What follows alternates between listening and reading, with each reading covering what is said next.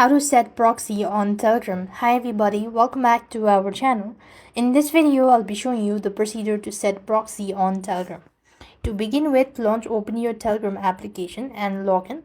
So once logged in, what next you want to do is click the menu bar from the top right corner, from the top left corner, and go to settings.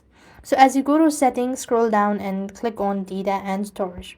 So when you go to data and storage, scroll down right to the bottom, and at the second last option you could find this proxy settings. You want to click that out.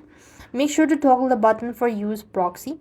So then you have to go ahead and type in the server that you want to use, and next you want to go ahead and add in the password or create one, and click on the tick from the top of the page. So once you are actually done at this, you'll be able to see available, and that way you'll have successfully set proxy on Telegram.